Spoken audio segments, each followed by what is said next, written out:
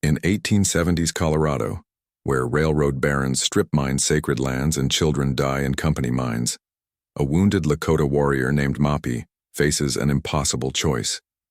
Bleeding from an arrow wound and clutching his last 50 silver dollars, he stands before a 12-year-old Irish boy named Finn, who's coughing blood from months of brutal child labor. The mine foreman demands payment for the boy's freedom, while corporate hired guns circle closer and cavalry soldiers hunt for the ghost warrior they believe is dead. Mapi must choose between his sacred medicine bundle and saving a white child, whose father designed the railroad routes destroying his people's burial grounds. With federal forces closing in and his own tribe calling him a traitor, Mapi transforms from hunted fugitive into an unlikely bridge between two worlds on the brink of war. The company store stank of tobacco and desperation. Mapi stood bleeding in the doorway, arrow wound seeping through his torn shirt. His fever had broken that morning, but the infection still burned beneath his ribs. 50 silver dollars weighed heavy in his palm. His last coins. His only coins. The mine foreman wiped grease from his hands with a rag that had seen too many seasons. Behind him, children sorted coal by lamplight. Their fingers moved like spiders in the dim glow. Black dust coated their faces until only their eyes showed, white. One boy collapsed. The foreman kicked him. Not hard, just enough to make him move. Mapi stepped forward. The floorboards groaned under his weight. "You want something, Chief?" The boy who had fallen was maybe 12, Irish by his pale skin and copper hair. He coughed into his hand. When he pulled it away, blood dotted his palm. Mapi had seen that cough before. His younger brother had died with the same sound rattling in his chest. The white man's sickness, the one that hollowed lungs and stole breath. "The boy," Mapi said.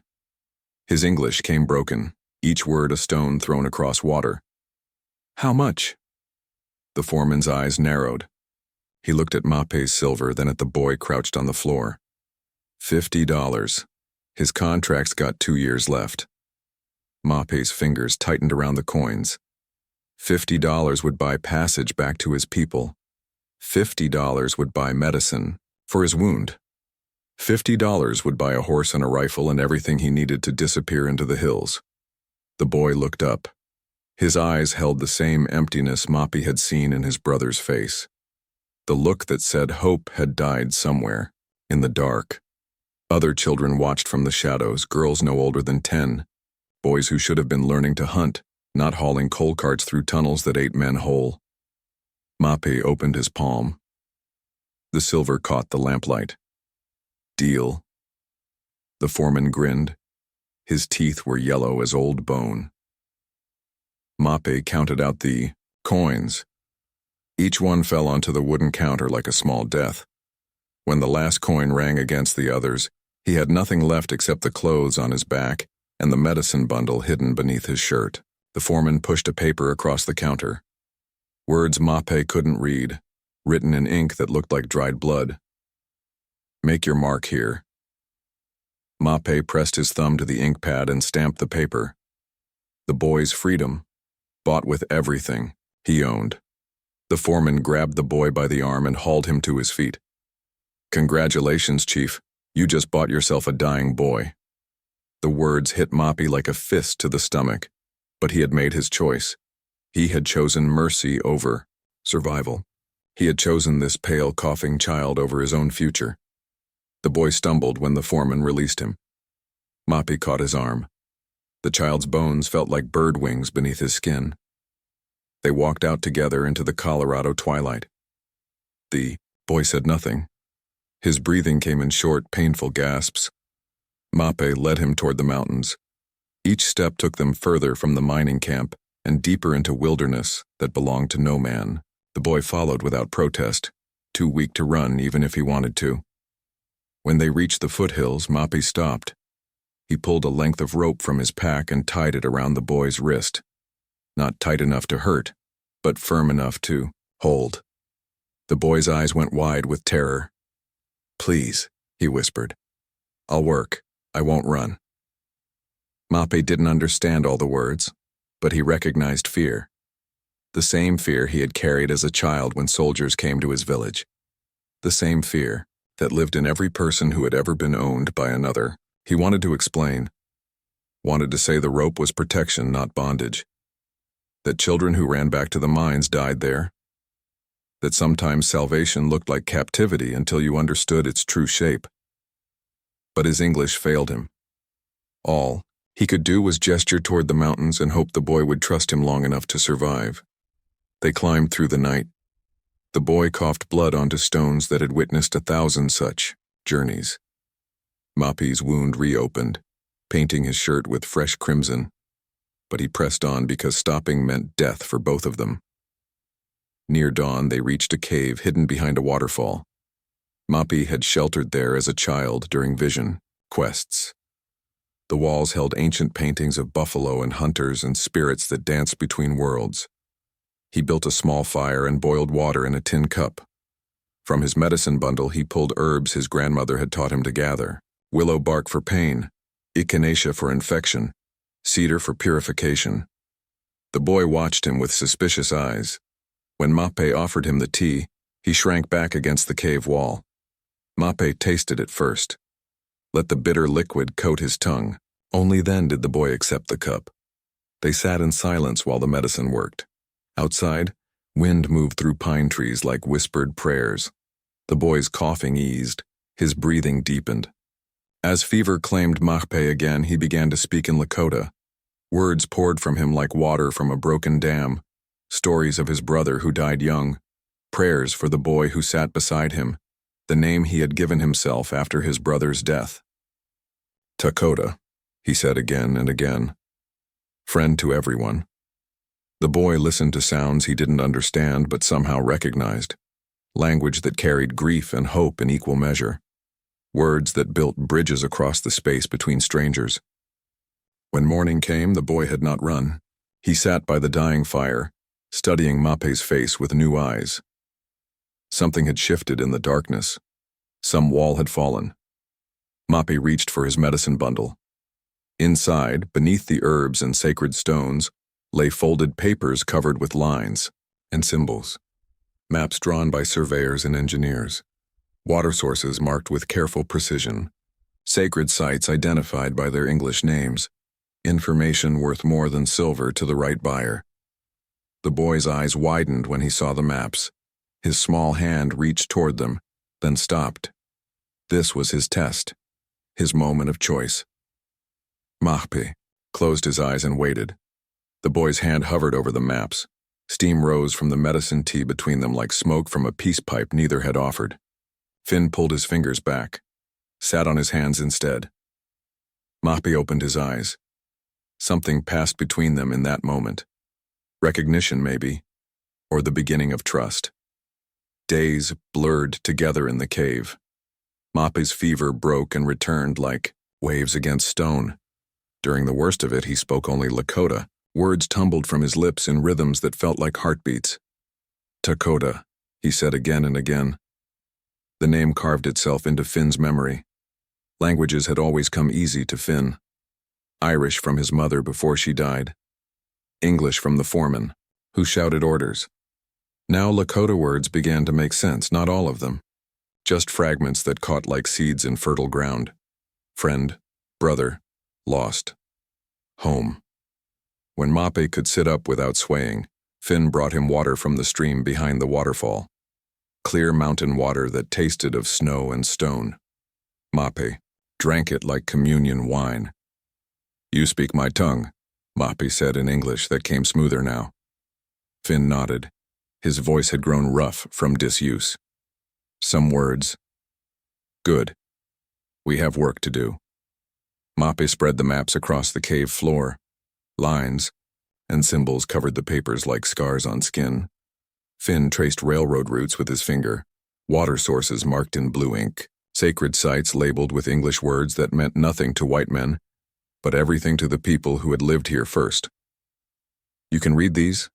Mape asked. My father was an engineer. Before he left. The admission hung between them like smoke.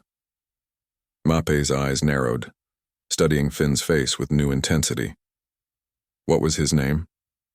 Connor O'Sullivan.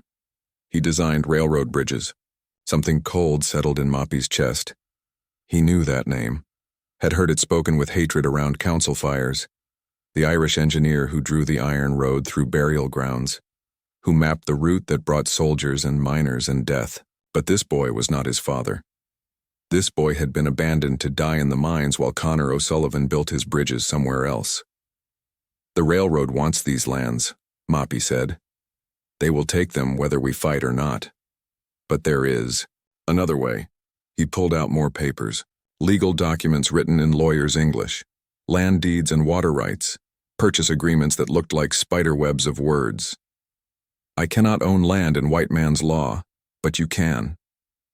Finn's eyes widened. He was 12 years old and had never owned anything except the clothes on his back.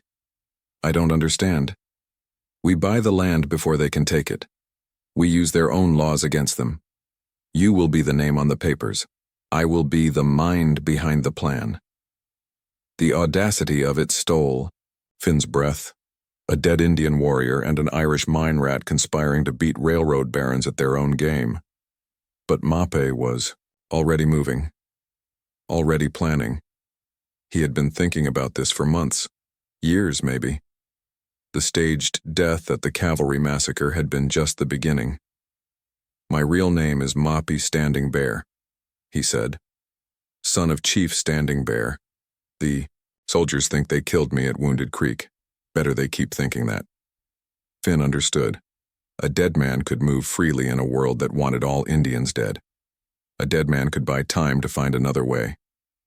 They left the cave at first, light. Moppy had cached supplies in the mountains during his scouting missions, horses hidden in box canyons, gold coins buried beneath lightning-struck trees. He had been preparing for this war long before he met Finn. Their first target was a homestead north of Silverton. The owner had died of influenza. His widow was selling cheap and fast. The land looked worthless, scrub brush and rocky soil that wouldn't grow crops or graze cattle, but it controlled the headwaters of 3 streams, streams that fed the valleys where railroads wanted to run. Finn walked into the land office wearing clothes Moppy had bought him in town.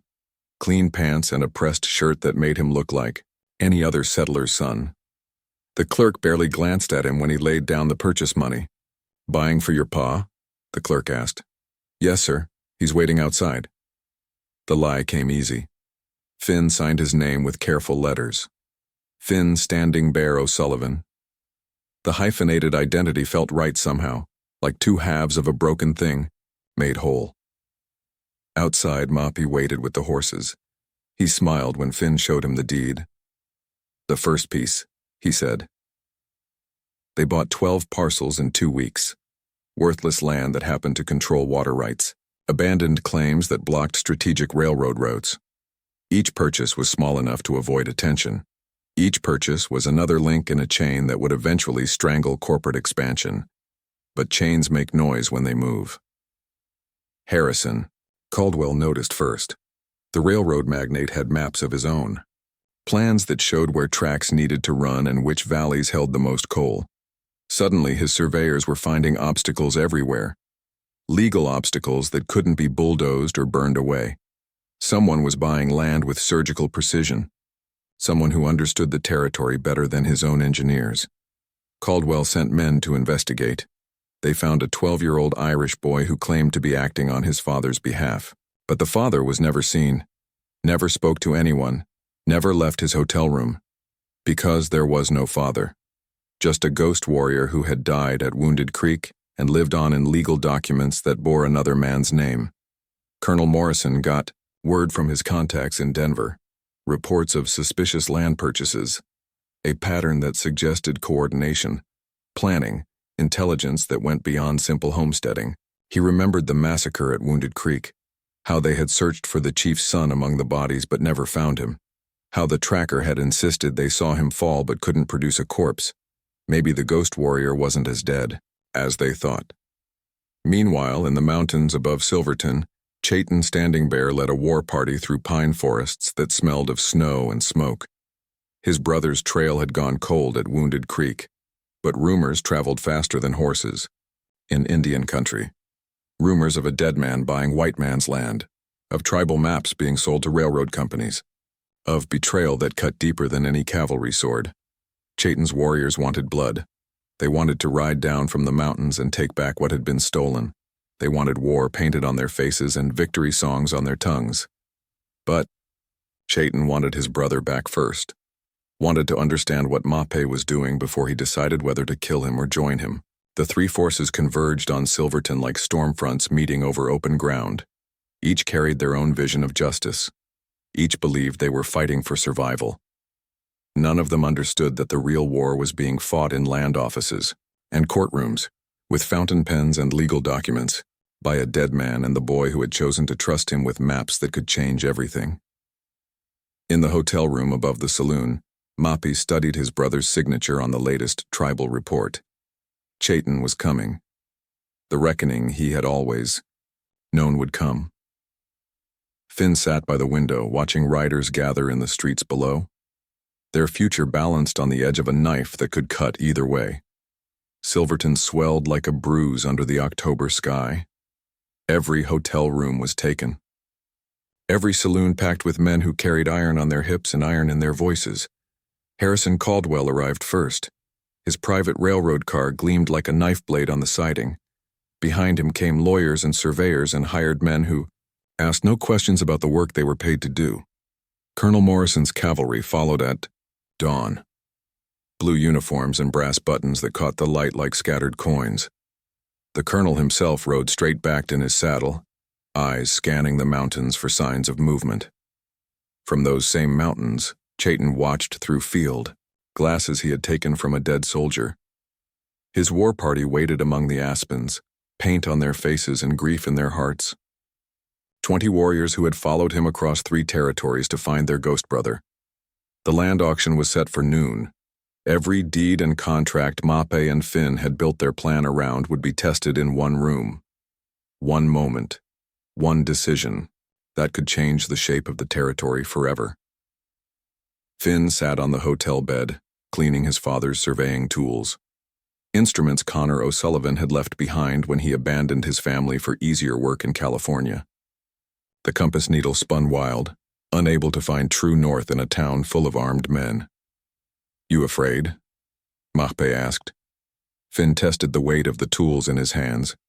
They felt heavier than silver dollars, heavier than promises. Terrified. Mape smiled. It was the first honest answer either of them had given all week. A knock rattled the door. Finn froze. Mape's hand moved to the knife at his belt. "Mr. O'Sullivan?" The voice belonged to a child, a girl maybe 8 years old. Finn cracked the door. She stood in the hallway wearing a dress that had been mended too many times. Her face was scrubbed clean, but her fingernails still held coal. "Tarson, man downstairs says to give you this." She handed him an envelope thick as a bank draft. Her eyes were the same hollow emptiness Finn remembered from the mines. The look that said childhood had been sold for bread money. Inside the envelope was more money than Finn had ever seen. Clean bills that smelled of bank vaults and broken promises. A note written in careful script. "Return to Ireland a wealthy man. All you have to do is walk away." No signature. But Finn knew who had sent it. Caldwell was offering him everything he had ever dreamed of. Passage back to the green hills of his birth. Money enough to live like a king.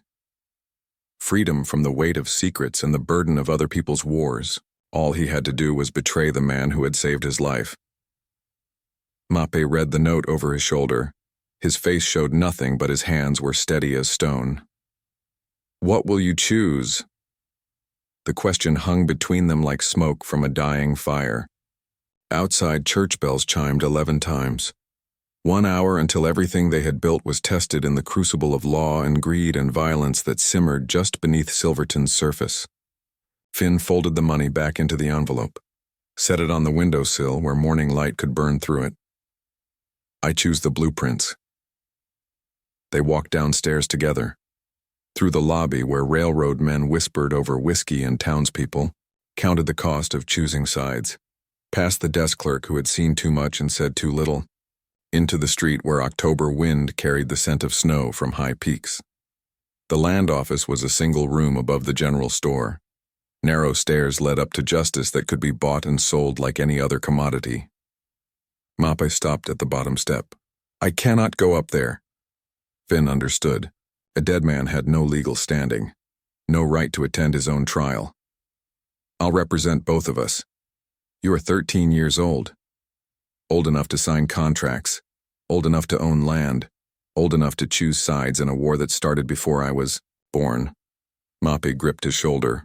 The touch was brief but carried the weight of everything unsaid between them. "Whatever happens, you are my brother. That will not change."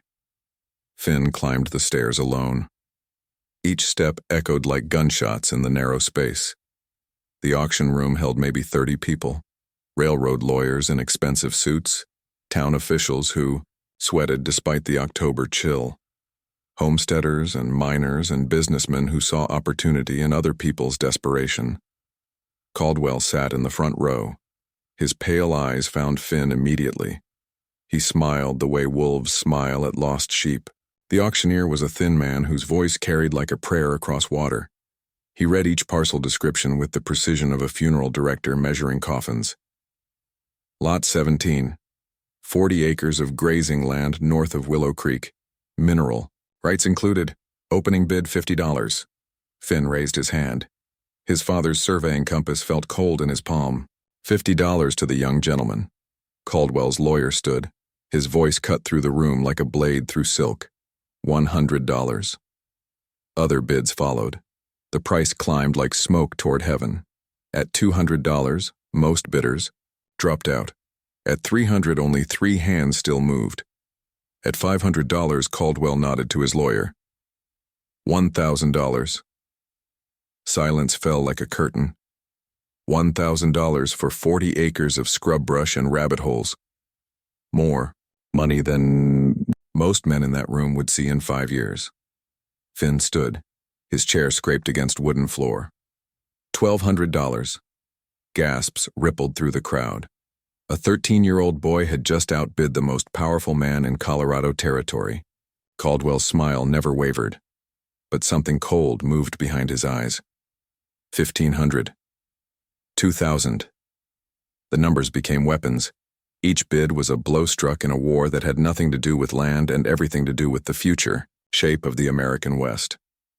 At $3,000, Caldwell stopped bidding. His lawyer whispered urgent words in his ear, but the railroad magnate waved him silent.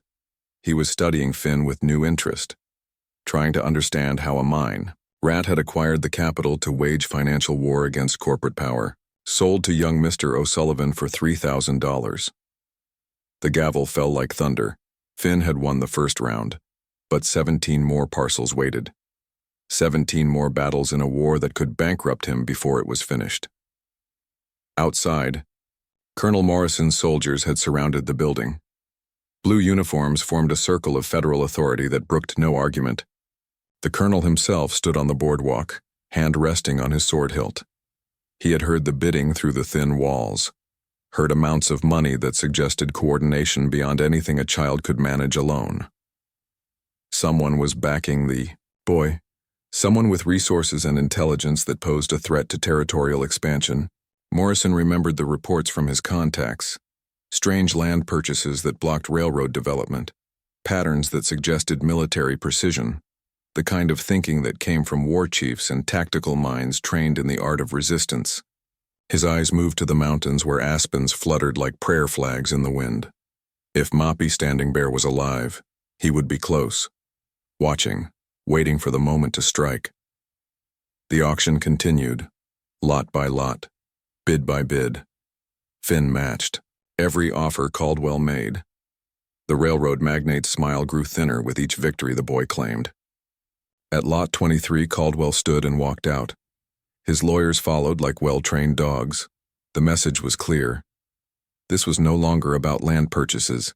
This was about teaching lessons to people who dared to challenge corporate authority. Finn won every remaining parcel. Papers that made him one of the largest landowners in Colorado territory. Deeds that gave him control over water rights and mineral claims, and strategic routes that could make or break the railroad's expansion plans. But victory tasted like ashes in his mouth. He had seen Caldwell's face when the magnate left, had recognized the look of a man who was done playing games. Outside, storm clouds gathered over the peaks.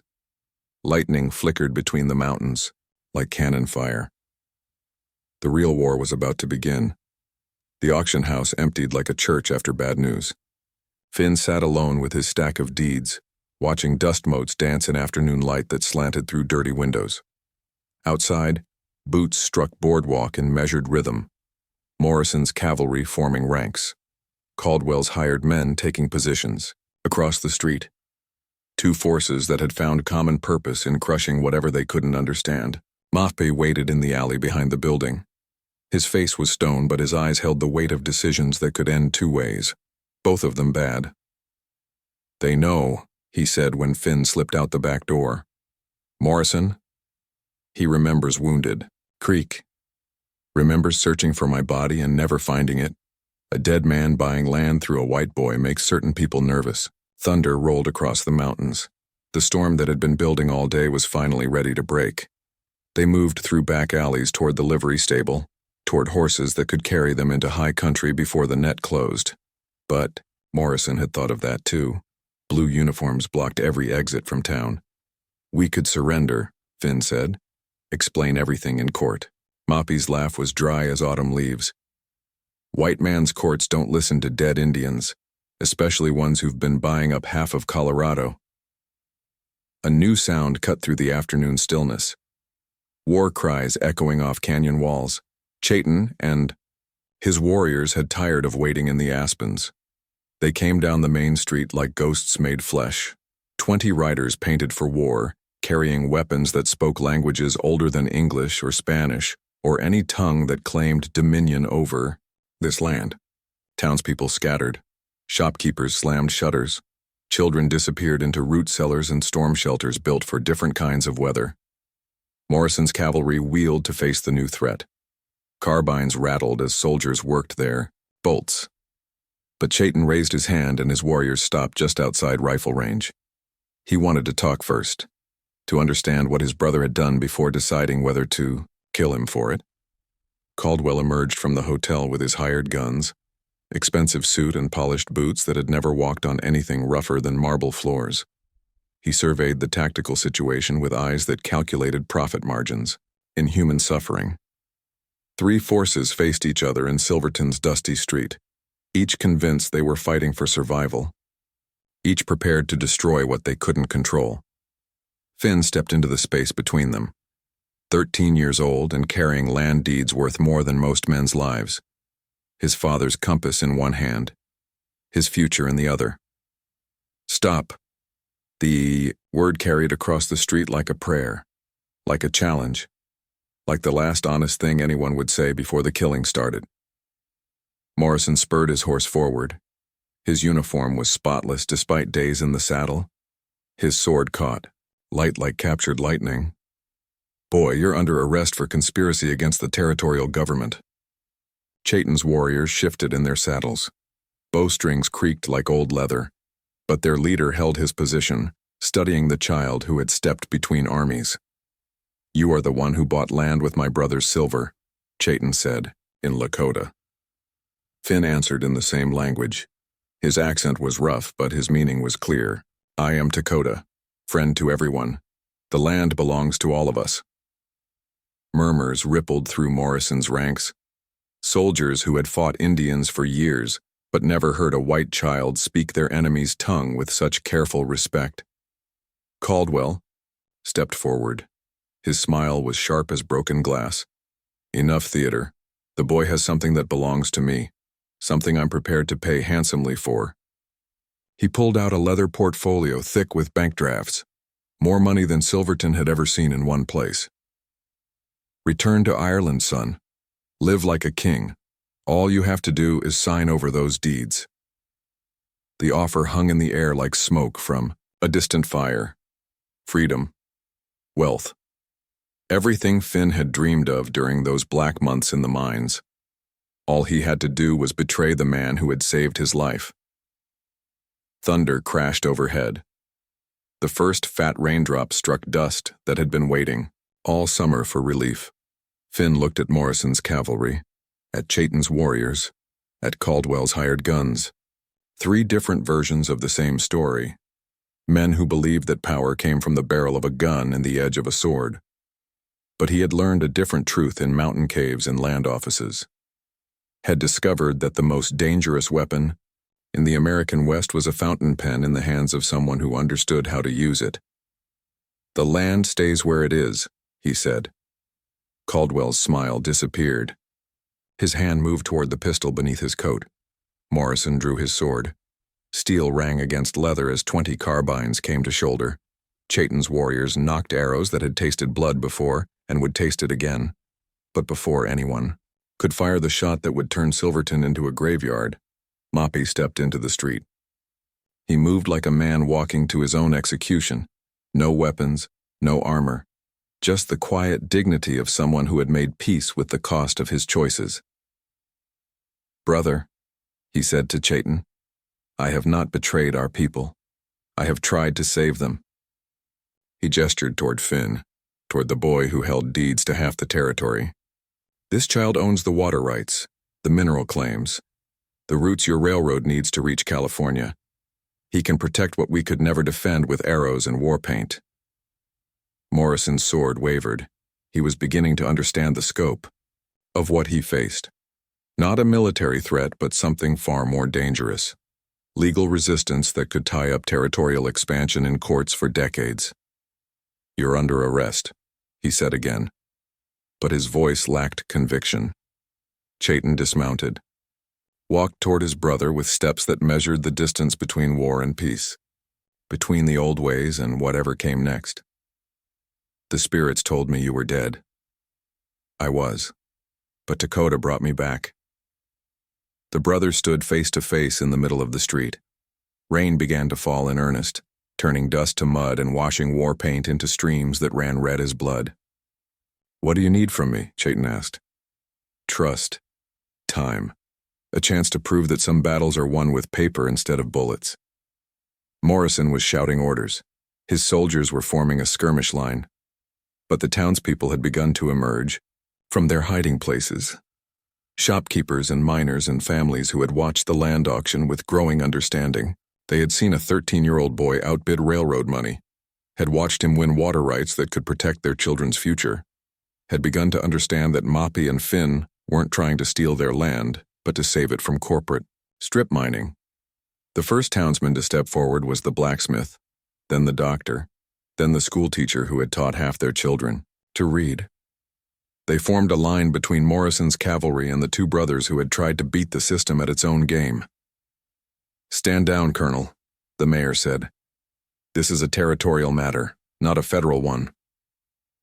Morrison's face went purple with rage, but he was outnumbered now, outmaneuvered by the same legal precision that had guided every land purchase. Caldwell holstered his pistol, straightened his tie, smiled the smile of a man who always had another card to play.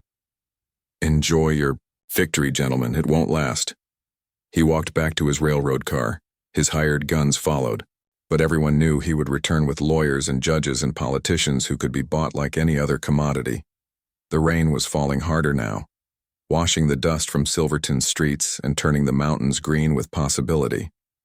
Finn stood in the doorway of the land office, watching Moppy embrace his brother, watching warriors and townspeople shake hands in mud that belonged to all of them and none of them. The deeds in his pocket felt lighter somehow, like promises instead of possessions. 30 years later, Finn knelt beside a grave marker on a hill above what had once been Silverton. The town below was empty now, closed by federal order in 1887, when politicians decided that integration was more dangerous than segregation. He placed 2 items on Moppy's headstone: his father's engineering plans, his brother's medicine bundle. "The bridge still stands, Father." Below him, wind moved through abandoned buildings where Indian and white children had once played together, where 2 broken men had tried to build something better than the world they inherited. The school bore both their names: Mahpe Standing Bear, Lakota Finn O'Sullivan, teachers who had believed that some lessons were worth dying for. A small plaque by the door told the whole story in a few bitter words: Founded 1876. Closed by federal order, 1887. Finn's grandson tugged at his coat, pointed toward riders coming up the valley, government surveyors with theodolites and chain measures, men who would divide the land into sections and sell it to the highest bidder. What happened to the bridge, Grandpa? Finn stood slowly. His joints ached with the weight of years and the memory of choices that had seemed so clear once upon a time. Some bridges are torn down, boy, but the blueprints survive, and that is all to the story for now.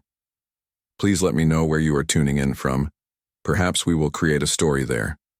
Consider liking this video and subscribing to our channel. And if you enjoy our content, click this video on your screen. I promise you it's worth watching. See you tomorrow.